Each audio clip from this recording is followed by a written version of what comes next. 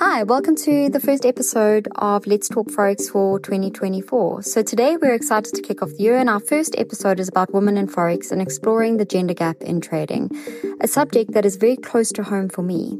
As always, please reach out to us on our social media channels or alternatively contact us at podcast@fxscouts.com. Hey, Alison. Hey, Chris. How was your Christmas and New Yeah, Year? it was good, thanks. Yeah, no, they were both fantastic. I was in Spain for Christmas, which was warm and sunny. Oh, wow. And I'm in Portugal, back in Portugal now. I was here for New Year's, and it's wet and cold. But they were both joyous. They were both really fun. How was your Christmas and New Year? Yeah, mine was also fantastic, I must say. It was just a good holiday with all the holiday things that you'd expect. So it was great. I can't complain. Fantastic. Yeah, just the weather didn't play ball, but other than that, it was just a great family time all around. That's really what you want, isn't it, over Christmas? You want to be with family and hopefully not stressing you out too much. I know some people get stressed out by being too close to their family over Christmas and New Year. Yeah. So it's about avoiding that and eating and drinking as much as you possibly can, of course. It's a very important part of the Christmas period. Yeah, I put on a few kilos, I think. That's where the New Year's resolutions come in, I guess. Oh, I know. I'm terrible at New Year's resolutions. I was like, oh yeah, I'm going to stop drinking. I'm going to start exercising again. And 2nd of January, I was down the pub. Such is life. This week, then. Yeah, exactly. This week. This is when it starts, I swear. So yeah, Happy New Year to all our listeners. Thank you very much for joining us. I hope you guys had a lovely Christmas you celebrated, and and welcome to 2024. So it's the start of our new season, and we're actually kicking off with something pretty interesting this week, something we've been wanting to talk about for a while. Our first episode is about women in Forex trading and exploring the gender gap specifically when it comes to Forex trading. Yes, and it's a subject that is naturally close to my heart for obvious reasons. And as a woman trader, I found it quite difficult to share my trading experience. I guess partially for fear of looking stupid, I guess, and the fear that because I'm a female, I shouldn't be a trader, which I guess is a sort of a common misperception or a common perception, actually. I'm not sure. And it also generally comes, when I talk to people about it, it comes as a surprise to both men and women alike when I tell them what I do for a living. As you know, Chris, of course, I think it's probably because I started my career as a physio and I've studied psychology, and these are obviously very different to finance. And also because, the trading world is such a male-dominated industry, it makes it quite difficult to just be confident as a female trader. This was sort of backed up by that article we found and the study that was conducted by XTB, that the share of women among new Forex traders amounts to only about 16%. And I think that's in the UK and even less so in other European countries. So it sort of backs up my feelings as a female trader and what I've sort of had to overcome in my own confidence and my own trading journey, Yeah, absolutely. And you said there, I think that's in the UK, but UK is actually pretty good. Yeah. You look across other European nations, it's down in the single digits, the amount of new female traders getting on board. It's a real problem. In most other walks of life, the gender gap between men and women is closing. But in the finance sector, I know this myself from working in the finance sector. There is a real disparity, and it may be slowly improving, but not noticeably. And a lot of this is to do with the pay gap that still exists, because even more women are getting into finance. They don't go for the top roles, and the difference between administrative support role and an actual top role in working with in whatever you're doing, whether it's banking, whether it's trading, in finance, difference in pay is enormous there. And also because women are working in these mainly administrative roles, they're working as secretaries, they're working in admin, they're working in HR. They're also not going for roles on the trading floor. And this is still incredibly heavily male dominated. So even institutionally, we're seeing this issue. But why is this? Well, I thought it was quite important to delve into a bit of the history. So we did a bit of research on it. And I found it quite interesting and inspiring. So in 1792, 24 men gathered in Lower Manhattan to sign an agreement that established a new market for an orderly system of buying and selling securities. And of course, there weren't any women among them. But even then, many women were participating in the formation of the US capital structure. And they did it in many different ways. Some invested in government securities and bank shares. And women at that time comprised 61% of investors in the 1759 to 1760 Pennsylvania Indian Commission loan. And they represented 11% of stockholders of the Insurance Company of North America between 1792 and 1799. So I found that quite amazing. I actually didn't realize that at that stage, even women were so active. Yeah, no, there must have been something interesting going on back then for women to be so active in the trade as traders. Yeah, because women, they took part in the colonial economy by directly engaging in commerce despite legal restrictions. As early as 1600s, many women who were single or widowed, they managed small businesses, as she merchants or even deputy husbands, which is incredible nomenclature. But during the American Revolution, personal necessity, patriotic duty encouraged women to take a more active role in managing financial matters. And this when women really started taking care of family farms and businesses while their husbands were abroad, not abroad, but outside of the home fighting in the war. And this really, I think you can really trace the shift in attitude back to this part because women realized across the board, that they were more confident that they could run the financial matters, especially when it came to farm. It broadened their abilities and it started growing the sense of empowerment. Yeah, absolutely. And they made inroads, particularly in commercial banking, during those interwar years. But despite the fact that they proved to be competent at managing finances, and they were now making proven sort of good investment decisions, and they actually filled the empty posts on the trading floor of the New York Stock Exchange during World War II. They were booted out when the war ended and men returned home. It was also quite interesting. I mean, that was much more recent, of course. Yeah, much more recently, but it kind of fits the same pattern. During wartime, women are allowed to do, absolutely get involved in finance. But then as soon as the men come home from shooting each other, get back to the kitchen. It's fairly disgusting. It is. And, but, and this is what's changing now. And, what is it? So March, I think 1973, there was a vote of 24-5, at the London Stock Exchange. And the London Stock Exchange Council, through this vote, they agreed to allow women members to participate on the trading floor. So, I mean, that's really not that long ago. No. I was born in 1982. This is 9 years before I was born. Yeah, it was only women were allowed to actually be on the trading floor of the London Stock Exchange. So this is relatively recent when you think about it. And this only happened because there was huge campaigns by legislators, potential members, so female traders who wanted to get involved, and financial institutions that pushed women to have the same membership rights as men. So it was reluctant and it was begrudging, but obviously a really important change. Yeah, so I mean, it begs the question of why the number of female traders is still so low.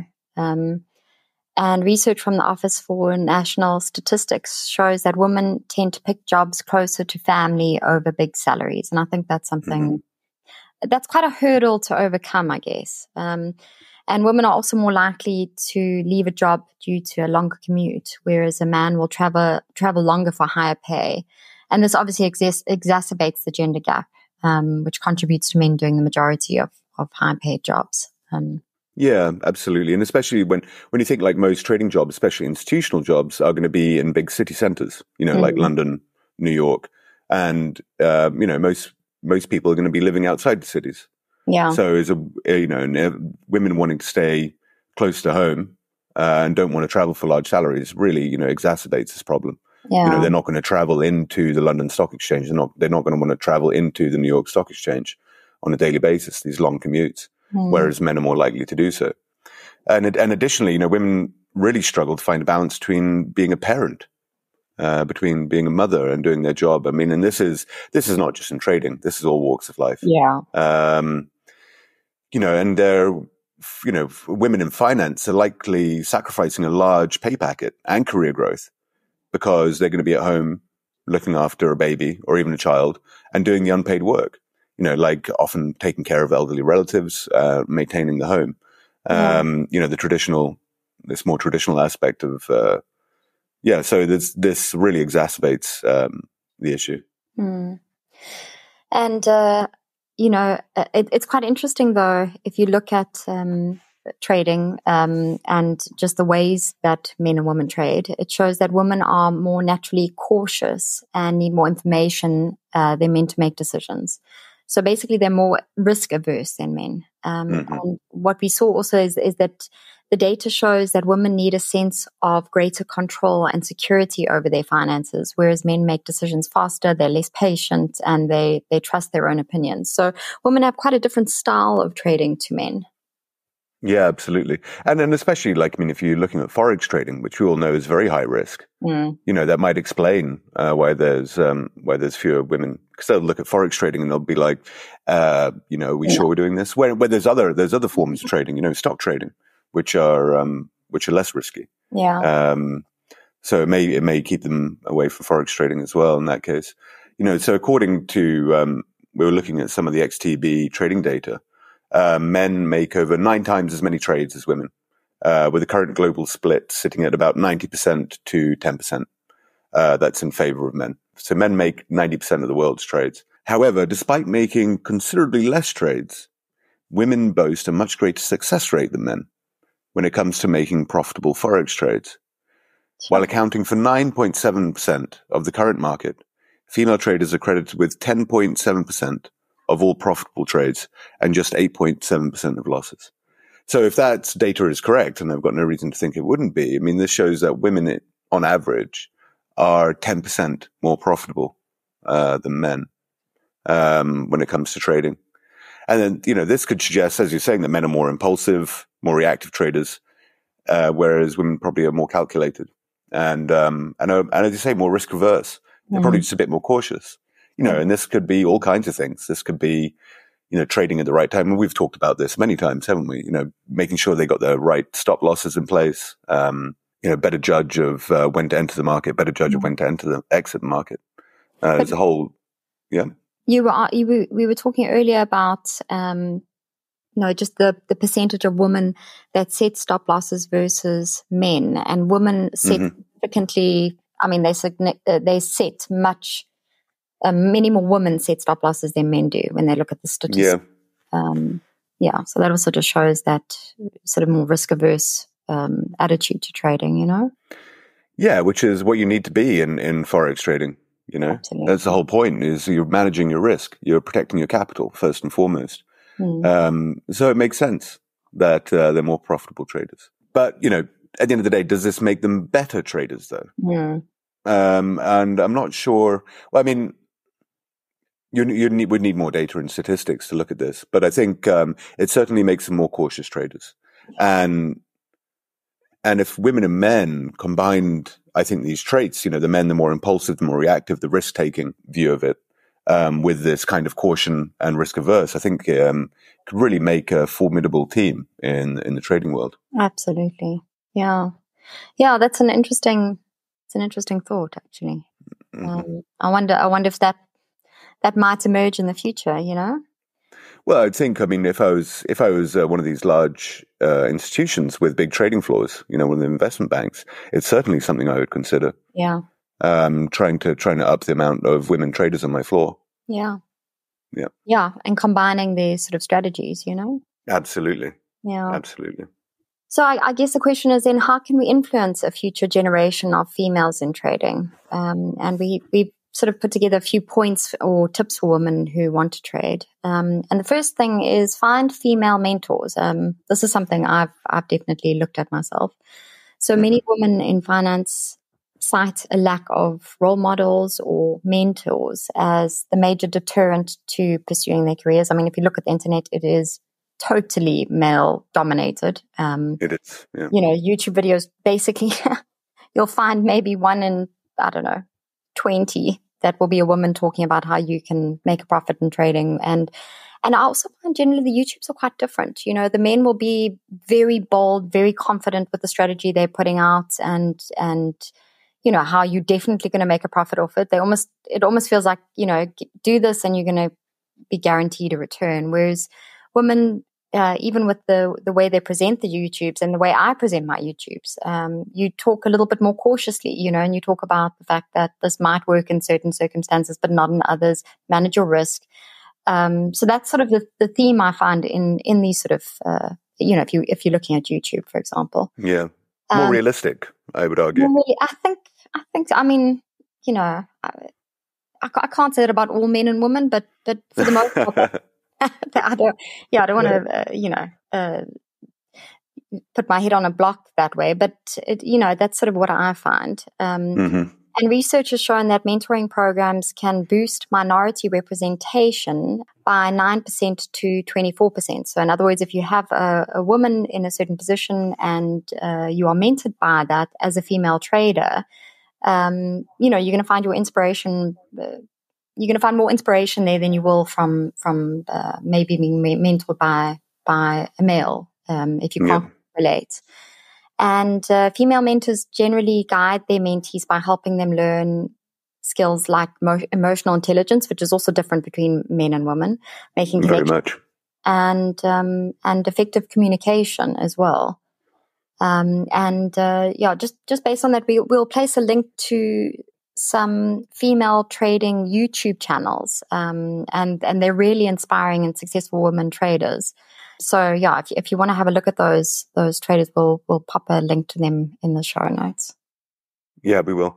And also for female traders, we recommend, especially if you have children at home, and this is something that's backed up by a lot of female traders, is consider switching to a swing trading strategy. This is a longer term trading strategy, less time intensive, and it can be less emotionally stressful than trying to day trade. Or God help you, try to scalp. If you're trying to scalp with children in the house, I can't imagine that's a very good idea.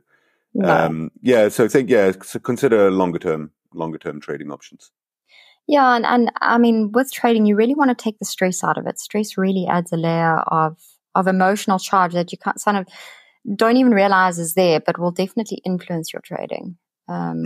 So make it as stress-free as possible if you are going to do it. And I think swing trading is definitely a very good strategy for women who are busy with children or whatever other responsibilities they may have.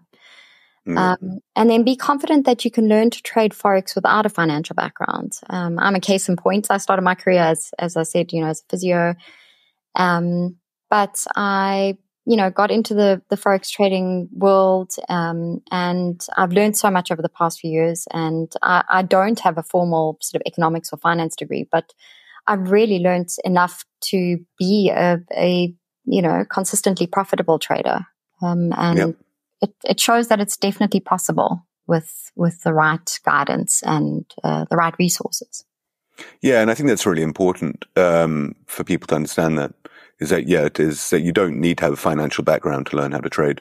Yeah. You just need the dedication and the resolve and the patience and the discipline. And and I think that's great advice for a lot of young women. And especially we were talking about earlier, the women, starting their careers now, they'll know that there's a gender gap in finance, and that'll put them off. And they should, and I think it's really important for them to understand that shouldn't put you off, and that you don't need a formal financial background, and that you can learn how to do this. Yeah, absolutely. Yeah, and on that point, there are so many free online educational resources available. You obviously have to be careful about the advice you follow. You can't. I would avoid social media in most cases for trading advice, but there are a lot of reputable websites and resources out there, like you're talking about these YouTube channels. And of course, you can check out our website and your YouTube, and our YouTube channel, which features you a lot, Alison. And you do a fantastic job, as you said. I think very realistic and down to earth, and very inspirational, I think, for a lot of women who are looking to trade. And we'll put some links to all that kind of stuff in the show notes as well, so you guys can check out Alison and see how much she has learned in trading and see what good trader she is. Oh, thanks, Chris. And our last bit of advice is to look for trading organizations specifically for females. It could provide a safe space for you to discuss and learn about trading, to share ideas, to collaborate. Find trading groups, Facebook groups, or on Reddit. There's quite a lot of stuff going on Reddit, of course. But also, some of the brokers like XTB host a women's webinar, and they're tailoring their services to involve more women. I know HFM does the same thing. They do. Yeah. They've got some great women analysts there, so they're very inspiring. Find brokers that have female spokesperson people for their platforms, and that employ women in top positions. It just makes you feel a bit more comfortable and realize that you'll get there if you put the time and energy into it. Yeah, exactly. It's a good idea. And on that note, if there are any of our listeners, if you're a woman trader, if you're just starting out, or if you've been trading for some time, or if you're just interested in trading, we'd love to hear from you. Please get in touch. We'd love to hear your stories and see what you've made of it in your forays into the trading world. Yeah, it would be really fantastic to hear from you. But so that, I think, just about wraps it up. What are we talking about next week, Alison? So next week, we're going to be talking about whether you're risking enough on your trades and how to gauge how much you should risk, which is quite an interesting subject considering what we've just spoken about in terms of being risk averse as women. But I think it'll be quite an interesting topic. Yeah, it will be. It'll be fantastic. Well, thank you so much, Alison. And I'll speak to you next week. Looking forward to it. Yeah, me too. Thanks, Chris. Cheers. Cheers.